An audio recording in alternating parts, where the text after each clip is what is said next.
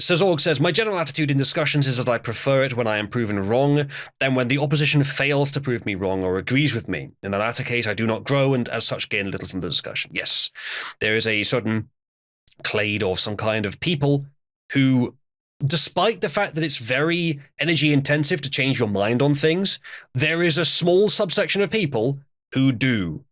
Evolutionarily, as a collective, it is deemed beneficial for there to be a small number of people who do the otherwise wasteful task of changing their mind sometimes. If you're lucky enough to be in that number, maintain your diligence to that, your vigilance in society, and your love for the truth. Because that is what when you're you look at the supposed to do. number. When you look at the number of psychological effects that go into why it's difficult to change your mind, there's a litany of them. It's very, very difficult. Oh, yeah.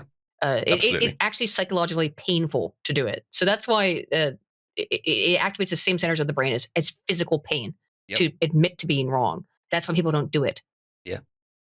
I mean, that's the sort of surface layer, but there's way more, and I know you know, but there's way more reasons beneath that. And the simplest way I think I could summarize it is that if you change your mind, you have no idea how many of your other sort of mental structures will have to change as a result.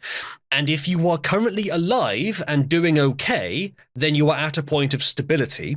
And if you change something, even if it's more true, maybe you'll lose that stability. And that's just one of the reasons why people will be averse to it. Yeah, it's many. So it makes sense that only a few people in society do it, not just, because it's literally better.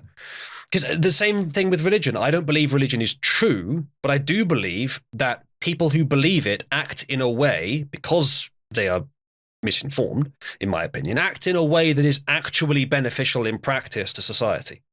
It's the same thing with loads of other beliefs too. And I mean, I had to, I was an atheist for a long time, and then I was like a pagan and all kinds of other shit. And so those are mental schemas that had to change in my brain over and over again. And it's difficult. But I do think it takes, like you said, it takes a certain type of person. I'm not saying it makes you a better person. You need to just have a kind of mindset that allows you to be psychologically uncomfortable and say, yeah, I'm wrong. And that it's really uncomfortable. I think that the vast majority of people would just rather stick with what they know, stick with what they're doing, then make themselves uncomfortable. And I understand. I don't think that's a bad thing. I think that's a normal thing. So I don't judge people for sticking with what they know. If you or what they think they know. I suspect that the trait of being willing to change your mind is probably correlated with ADHD. Because ADHD is more so living in the moment, therefore less dependent on long-term things like societal standards and structures and conformity, and therefore you're more willing to change your mind. I expect those things are closely related. Maybe autism as well, because autism will be for the addiction to truth.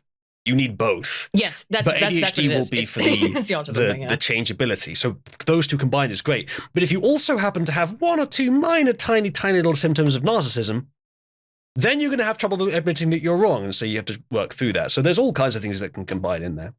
It's not even narcissism. It's totally, like I said, it activates the same area of the brain as physical pain. Yeah. So it's not even narcissism. It's just nobody wants to do it. The autism thing is useful because it makes you like, no, I don't care if I was wrong in the past.